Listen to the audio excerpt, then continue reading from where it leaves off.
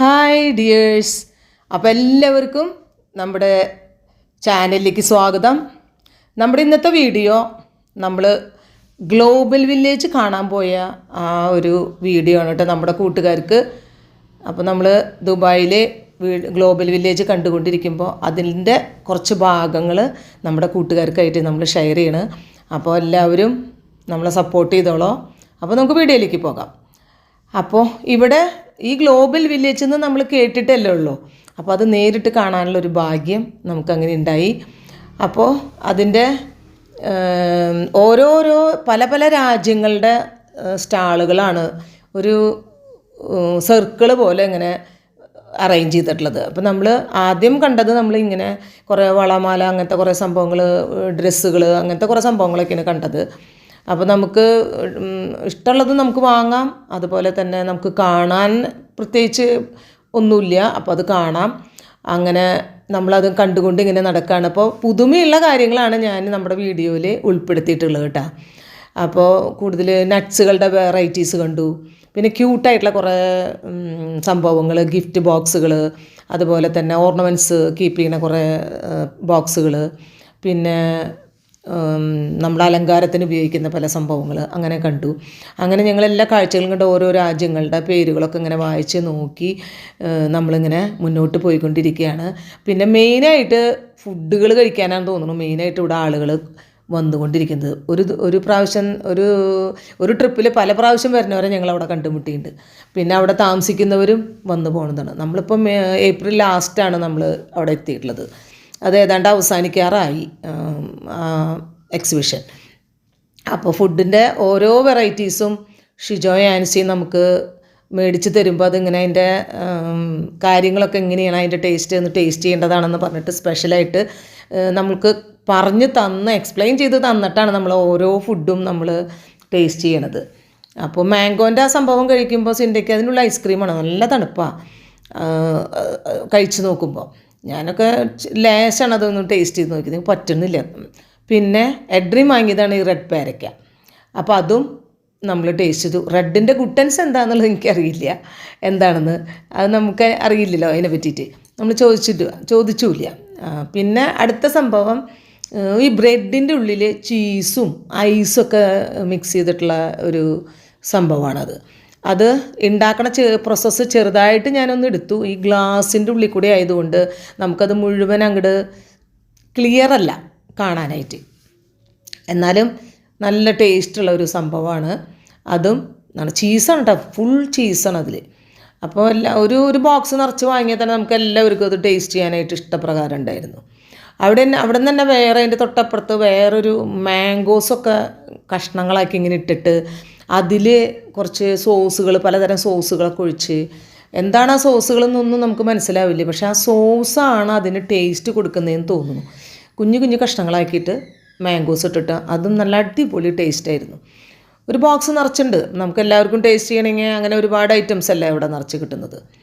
പിന്നെ അടുത്തത് നമ്മൾ കഴിച്ചത് നമ്മുടെ നാട്ടിൽ പാച്ചോറൊക്കെ നമ്മൾ ഉണ്ടാക്കില്ലേ, അതുപോലത്തെ ഒരു സംഭവം. ഈ ചെറിയ ബിരിയാണിയുടെ അരി പോലത്തെ അരിയിൽ വേവിച്ച് ചൂടോടെ അത് മാംഗോയും കൂടി മിക്സ് ചെയ്തിട്ട് ഒരു പാലിങ്ങനെ ഒഴിക്കുന്നുണ്ട്. അപ്പോൾ ഞാനത് എന്താ പാലെന്ന് അന്വേഷിച്ചപ്പോൾ പറഞ്ഞു തേങ്ങാപ്പാലാണെന്നാണ് പറഞ്ഞത്, കോക്കനട്ട് മിൽക്കാണെന്നാണ് അവർ പറഞ്ഞത്.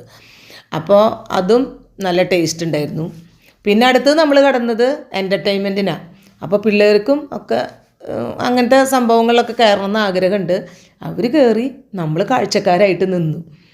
അത് പോണ കാണുമ്പോൾ തന്നെ നമുക്കിവിടെ എന്തോ പോലെയത്.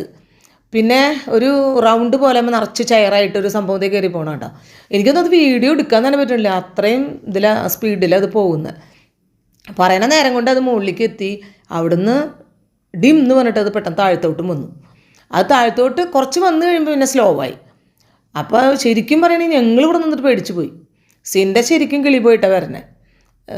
എഡ്രീന് ഒരു കുലുക്കൂല്ല കേട്ടാ, എഡൻ്റെ ഭാവവ്യത്യാസം പോലും ഇല്ല അതിലിരുന്നു എന്നുള്ളതിൻ്റെ.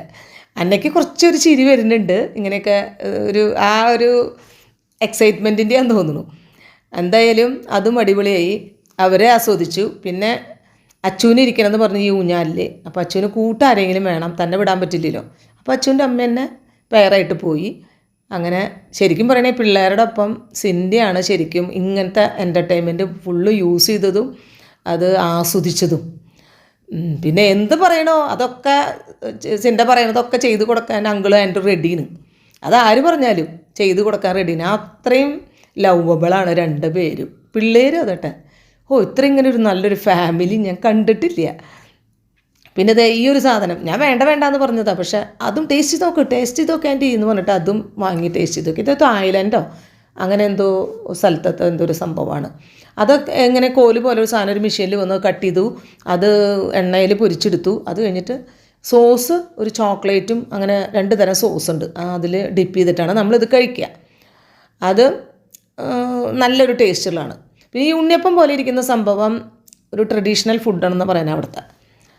ഉണ്ണിയപ്പത്തിൻ്റെ ടേസ്റ്റല്ല, വേറൊരു ടേസ്റ്റാണ്. പിന്നെ നമ്മളിങ്ങനെ നീങ്ങിക്കൊണ്ടിരിക്കുന്ന അങ്ങനെ നമ്മുടെ കോഴിക്കോട്ടത്തെ എന്താ പറയുക കല്ലുമ്മക്കായ്, അതിൻ്റെ സംഭവം ഷിജോ വാങ്ങി കൊണ്ടുവന്നു. അപ്പോൾ ഇതൊന്ന് കഴിച്ച് നോക്കി ആൻറ്റി എന്ന് പറഞ്ഞു. അപ്പോൾ ഞാൻ നോക്കാനായിട്ട് ഞാൻ അങ്ങനെ പെട്ടെന്നൊന്നും കഴിച്ച് നോക്കണ ആളല്ല. പക്ഷെ കല്ലുമ്മക്കായെന്ന് കേട്ടപ്പോൾ ഞാൻ ചാടി വീണു. അങ്ങനെ അതിൽ പക്ഷേ ഒഴിച്ചിരിക്കുന്ന സോസും പിന്നെ ഒരു ചെറുനാരങ്ങയുടെ നീരൊക്കെ ഇങ്ങനെ പിഴിഞ്ഞിട്ടാണത് കഴിക്കുന്നത്. ഇത് ശരിക്കും പറയണത് ഹാഫ് കുക്കഡാണെന്നാണ് പറയണത് ഈ കല്ലുമ്മക്കായ. ഞാൻ ചില വീഡിയോസിൽ കണ്ടിട്ടുണ്ട് ഈ കല്ലുമ്മക്കായ പച്ചയ്ക്ക് തിന്നണത്. ഇത് ഹാഫ് കുക്കഡാണെന്നാണ് പറഞ്ഞത്. പക്ഷേ എനിക്കത് കഴിക്കുമ്പോൾ അങ്ങനെ ഞാൻ അങ്ങനെയൊന്നും കഴിക്കുന്ന ആളല്ലെങ്കിലും എനിക്കത് കഴിക്കുമ്പോൾ അങ്ങനെ നല്ലൊരു ടേസ്റ്റാണ് തോന്നിയത്.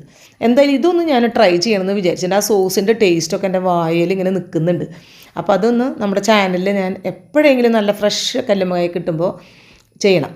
പിന്നെ ചെമ്മീൻ പൊരിച്ചത്, അത് മാവിലേക്ക് ഇട്ട് നന്നായി പൊരിച്ച് എല്ലാത്തിനും സോസുണ്ട് അകമ്പടി. അപ്പോൾ അതിൽ ടിപ്പ് ചെയ്ത് കഴിക്കുമ്പോൾ ഒരു പ്രത്യേക സ്വാദ് തന്നെയാണ് കേട്ടോ. പിന്നെ പൈനാപ്പിൾ ഫ്രൈഡ് റൈസ്, പൈനാപ്പിളിൻ്റെ ഹാഫിൽ പൈനാപ്പിൾ നിറച്ചിട്ട് പൈനാപ്പിളിൽ ഈ റൈസ് നിറച്ച് അതിൻ്റെ എല്ലാ ഐറ്റംസും നിറച്ചിട്ട് നമ്മൾ ചിക്കനാണെന്ന് തോന്നുന്നു അതിലുള്ളത്. പക്ഷേ അതിൻ്റെ റൈസ് കഴിക്കുമ്പോൾ തന്നെ പൈനാപ്പിളോട് കൂടി കഴിക്കണം എന്നാണ് പറയുന്നത്. അപ്പോഴാണ് അതിന് പ്രത്യേക രസം. അപ്പോൾ അങ്ങനെ നമ്മുടെ വീഡിയോ കണ്ട എല്ലാവർക്കും ഒരുപാട് നന്ദി. താങ്ക്